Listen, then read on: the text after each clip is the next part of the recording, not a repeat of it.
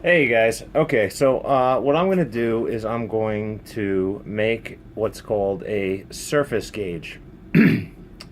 Now, whenever you're animating something that moves, which basically is everything, uh, people in the industry use something that's called a surface gauge. And I'm going to make a do-it-yourself one with some clay and garden wire. Now you could spend money on an actual surface gauge, but the great thing about doing it with clay and wire is that you could basically make all different size and basically deconstruct them as needed. Uh, so I'm going to make one for a model that's about 8 inches tall. I have some larger models, but for this one, I'm gonna do one for a model that's about 8 inches tall.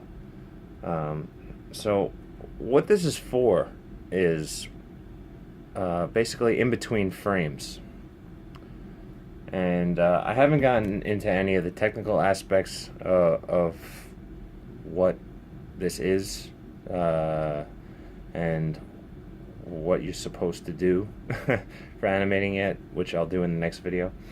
But what you're going to do is you're just going to take the clay and you're going to mold it. Now, I've seen people take like a piece of wood and stick it to the wood, but I like to make it small because you want to be able to stick the surface gauge real close to the model, and if it's too big it might hit its feet or something like that, and you don't want to do that. So I'm just going to mold it. I'm using Sculpey that you can find at an arts and crafts store, or you can order it online. It's $2 or less for, a couple ounces. It's really not that bad. This was Sculpey that I had on a armature that I built. This is a skin tone. Doesn't really matter. Anyway, so I'm just, it hasn't been used in a while, so I'm just like activating it, making sure that it still has some shape. But just roll it around in your hands a little bit. I probably don't even need this much, but you want to use a good amount to make sure that it'll stay. So rolling it up, and I'm just gonna stick it down flat on one side. Looks good.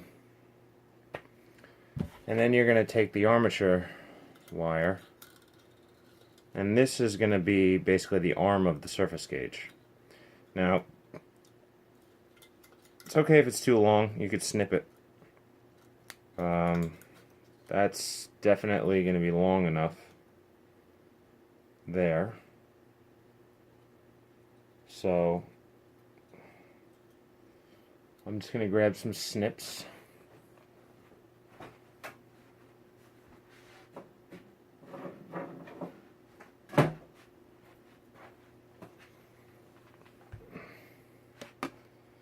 And I'm going to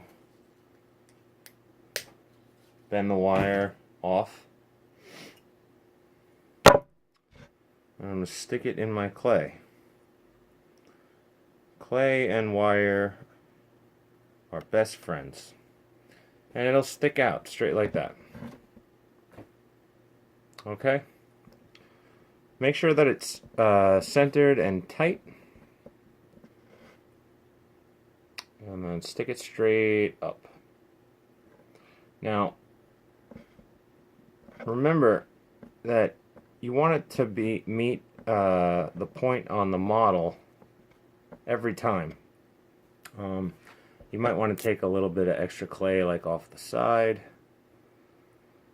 and just mesh it around the top of the wire just to make sure that everything is nice and tight. Okay. Alright, so so I'm going to show you exactly what this is used for now. Alright, so we're going to go over here.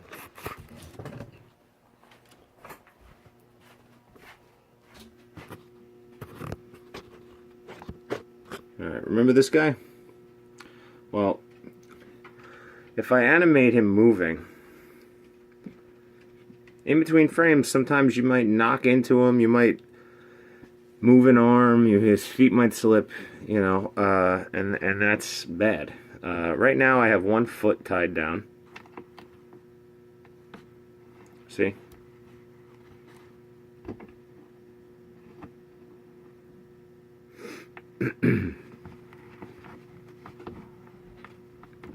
So I'm gonna move him a couple of frames. And I'm gonna use the surface gauge for exactly what it's used for in animating. And that is to make sure if it moves in between frames that we know where it was. Now, sometimes animators will employ multiple. They'll have a surface gauge for where the shoulder was, the eye, the knee, okay? And there's software when you're actually doing the animating that has something called onion skinning, which allows you to see through the monitor when you move the model. You can actually see through your hands, which is great tool. Dragon Frame is one of the ones specifically that I know has that feature. So I'm gonna take a point on this. I'm just gonna bend it to the top of my model's head here. I might have to adjust it a couple of times. Alright, so now I know it's good, but I'm not going to leave it literally on the top of his head. I'll move it in real close so you can see. The wire is literally straight to the top of the model's head. Okay? So, what I'm going to do is I'm going to snip it right here.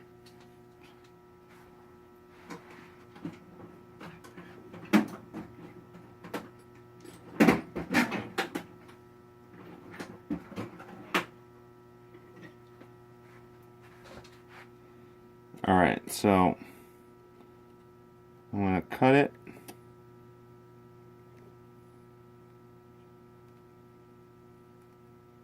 And that should be good enough. Okay, and that's the eye line now. Alright, so you can use thicker gauge wire. It'll be more stable. I don't have anything much thicker currently. You can even use wood or rods. The good thing about wire, though, is that you can reshape it.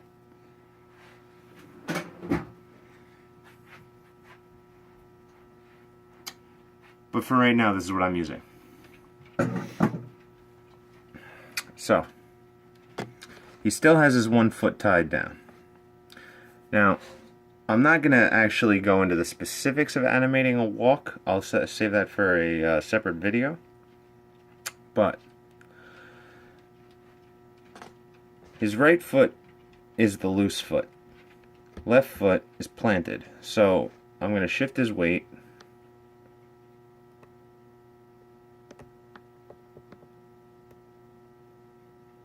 to the left side and take weight off of his right side, move it back.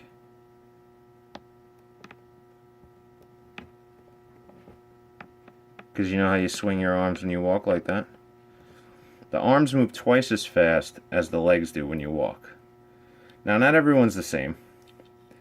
I'll go into much more detail about walking later, but so this arm's going to come forward because the arm moves forward and leads with this foot. So then this foot will come off the ground slightly.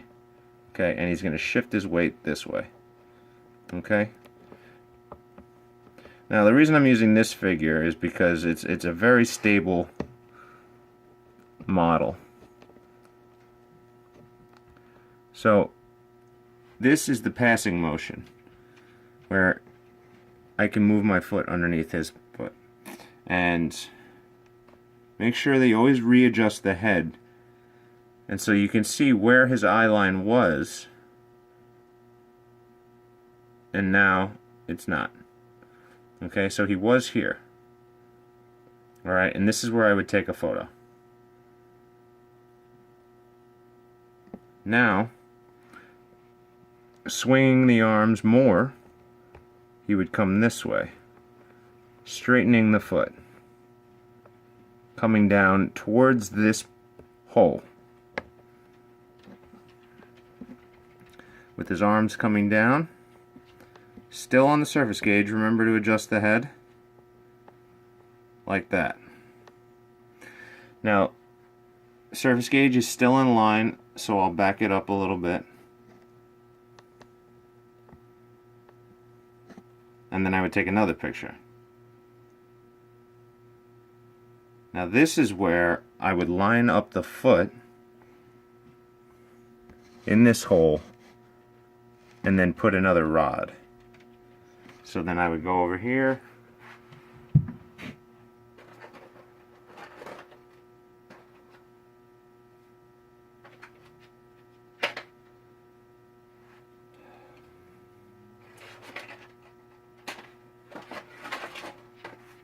I would get one of these, and I would line it up with his foot. Now this is the part where it can get real jerky. So I want to make sure that if he moves too much, I know where to put him back. So I'm going to look by his foot. I'm going to make sure that I put this right in the spot that I need. Okay?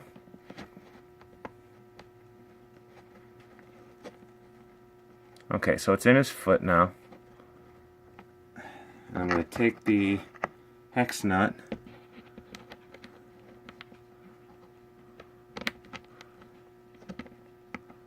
and I'm going to screw it in. So both of his feet are planted now. So Batman ain't going nowhere. And it's almost tight. Yep, okay, so he's in there tight now. Now the other foot is going to come. But before he moves that foot, remember that the hands move twice as fast. So he's going to shift his weight again. So now this arm is going to come this way, and his torso is going to twist a little bit more, and then this foot is going to start to raise. So the arms are going to move again. And now I'm going to loosen up this foot. Now sometimes I'll just leave the rod in the foot, because sometimes the cape will cover the rod. It really depends on how you're shooting, the angle, stuff like that. But it really depends. But for this video, I'm not going to take the rod out of his foot. And then he would lift up his foot like this.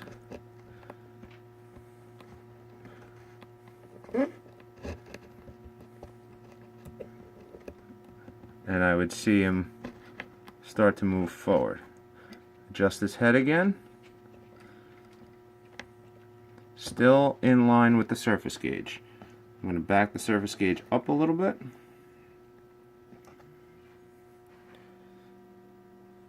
It's a tedious process, right?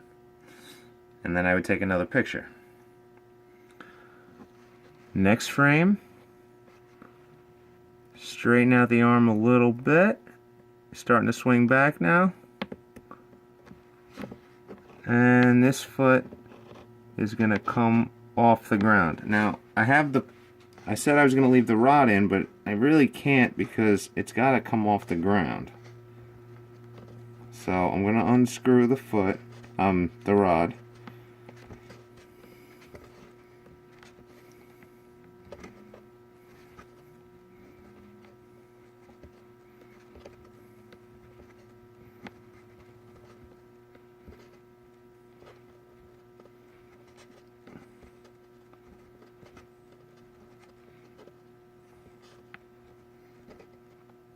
And put it down. And now this foot is going to come off the ground. Moving it forward. There we go. Now he's taking a step that way. And I might swing his arm just a little bit more. Take another picture. And then stepping forward like that. Take another picture. Straighten his arms a bit. Keep his head. And then down. He's on the next hole. There he is. So, that's pretty much it. He didn't walk very far, but that's pretty much what the surface gauge is used for. If you didn't have this, your movements can look very jerky, and it's hard to follow an eye line. Now remember, the surface gauge obviously has to be removed every time you take the photo. And it's really going to help every time you move your model. But I hope that was helpful.